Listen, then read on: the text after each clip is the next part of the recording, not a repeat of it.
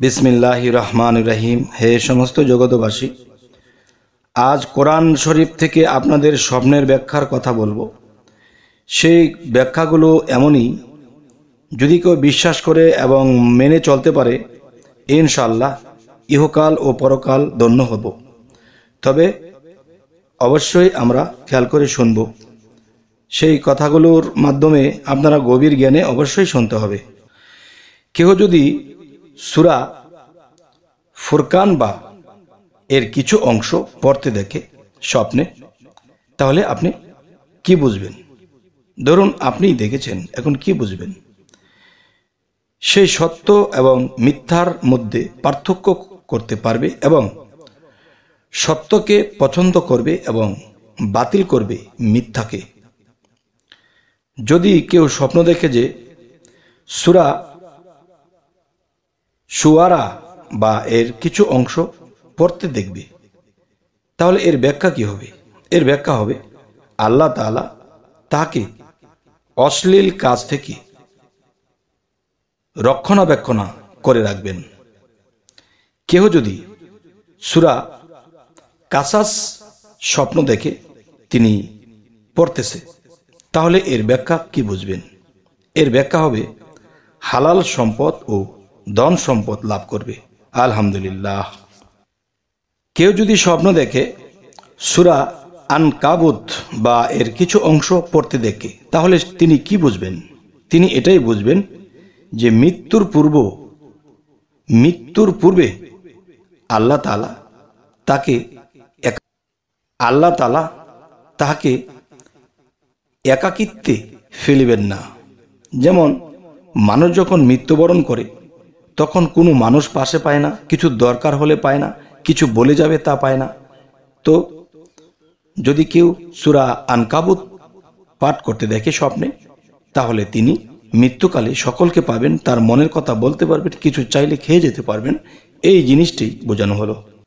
কেউ যদি সূরা আর রুম পড়তে দেখে, তাহলে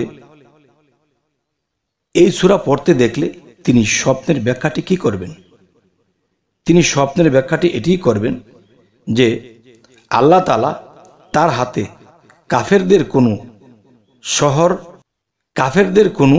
শহর বিজয় করবেন এবং তার মাধ্যমে কোনো সম্প্রদায়কে হিদায়াত করবেন। এবং স্বপ্নদ্রষ্টা যদি বাদশাহ হয়, তবে আলেম হবে, আর যদি ব্যবসায়ী হয়, কাজী হবে, তবে প্রচুর লাভবান হবে। এবার আসি, কেউ যদি সূরা লোকমান পড়তে স্বপ্নে দেখে বা এর কিছু অংশ পড়তে দেখে, তাহলে এর স্বপ্নের ব্যাখ্যা কি হবে? এর স্বপ্নের ব্যাখ্যাটি হবে তাকে হস্তরেখা, হিকমত, প্রজ্ঞা এবং তত্ত্বজ্ঞান লাভ করাবে আল্লাহ। আলহামদুলিল্লাহ। তবে আরেকটু নিচে যাচ্ছি, তবে আরো একটি আলোচনা, সেটি শুনুন। কেউ যদি সূরা আস-সিজদাহ বা এর কিছু অংশ পড়তে দেখে স্বপ্নযোগে, তাহলে তিনি এটার ব্যাখ্যা কি করবেন? এটার ব্যাখ্যা হবে সে সিজদা অবস্থায় মৃত্যুবরণ করবে এবং আল্লাহ তাআলার নিকট সফল কামদের মধ্যে গণ্য হবে। এই পৃথিবীতে যারা আল্লাহর পথে সফল কাম হয়ে গেছেন, তাদের মধ্যে তিনি একজন হবেন এবং তার বিশ্বাস দৃঢ় ছিল এবং তিনি কি আল্লাহ খাঁটি রূপে উঠাবেন। এবার আসি, কেউ যদি সূরা আল আহজাব পড়তে দেখে, তাহলে তিনি স্বপ্নের ব্যাখ্যা কি বুঝবেন? তিনি এটিই বুঝবেন যে সে সত্যের অনুসারী এবং পরহেজগারদের অন্তর্ভুক্ত হবে। কেউ বলেন সে দীর্ঘজীবী এবং বন্ধুদের সাথে চক্রান্তকারী হবে এবং নিজ বংশের খুব প্রশংসা করবে। আচ্ছা, এবার আসি, কেহ যদি স্বপ্ন দেখে সূরা আস-সাবাহ পাঠ করতে স্বপ্নযোগে, তাহলে কি বুঝবেন? এটি বোঝা হলো দুনিয়ার প্রতি অনাসক্তি সৃষ্টি হবে, একাকী থাকতে অগ্রাধিকার দিবে। কেউ বলেন ব্যক্তিগতভাবে সে অত্যন্ত বীর হবে এবং অস্ত্র করাকে সে পছন্দ করবে। এবার আসি, কেউ যদি সূরা ফাতির বা এর কিছু অংশ পড়তে তিনি স্বপ্ন দেখেন, তাহলে কি বুঝবেন? এটির অর্থ হলো আল্লাহ তাআলা তার উপর নিয়ামতের দরজা খুলে দিবেন। সুবহানাল্লাহ, আলহামদুলিল্লাহ। সে আল্লাহ তাআলার সাক্ষাৎ লাভ করবে। সুবহানাল্লাহ, আলহামদুলিল্লাহ। এবং আল্লাহ তাআলার ওলিদের মধ্যে সেও একজন গণ্য হবে।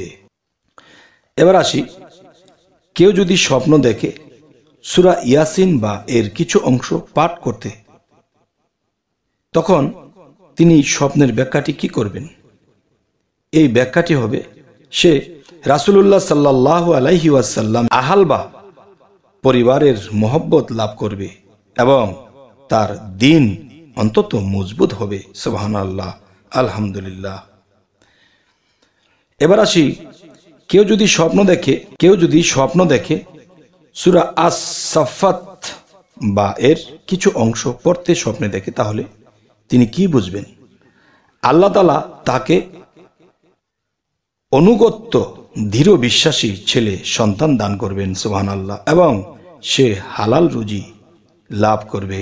এবার আসি, কেউ যদি স্বপ্ন দেখে সূরা সাদ বা এর কিছু অংশ পড়তে দেখে, তাহলে তিনি এই স্বপ্নের ব্যাখ্যা কি বুঝবেন?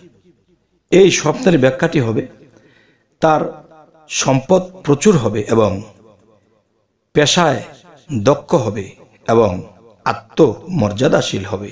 সুবহানাল্লাহ, আলহামদুলিল্লাহ। আল্লাহ আমাদেরকে বুঝে চলার তৌফিক দান করুন। এবার আসি, কেউ যদি সূরা আজ-জুমার বা এর কিছু অংশ পড়তে দেখে, তার দিন খাঁটি হবে এবং পরিমাণ ফল ভালো হবে। কেহ বলেন সে এত দীর্ঘ আয়ু লাভ করবে যে পুত পবিত্র দেখতে পাবে। তারও সম্ভাবনা রয়েছে যে সে সফর করবে এবং দেশে আর ফিরে আসবে না। আচ্ছা, এবার আসি, কেউ যদি সূরা আল মুমিন বা এর কিছু অংশ পড়তে দেখে, তাহলে তিনি এই স্বপ্নের ব্যাখ্যাটি কি করবে? স্বপ্নের ব্যাখ্যাটি হবে, আখিরাতে সে উচ্চ মর্যাদাবান লাভ করবে এবং তার হাতে ভালো কাজ জারি হবে এবং তার বিশ্বাস সঠিক হবে। হে সমস্ত জগতবাসী, আমরা যদি এই স্বপ্নের ব্যাখ্যাগুলো বুঝে বুঝে চলি, তাহলে অবশ্যই আমাদের জীবন ধন্য হবে এবং আমরা ইহকাল পরকালে আমরা অনেক কিছু বুঝে যেতে পারবো, অনেক পাপ কাজ থেকে বিরত থাকতে পারবো, অনেক লোকসান থেকে আমরা বেঁচে থাকতে পারবো।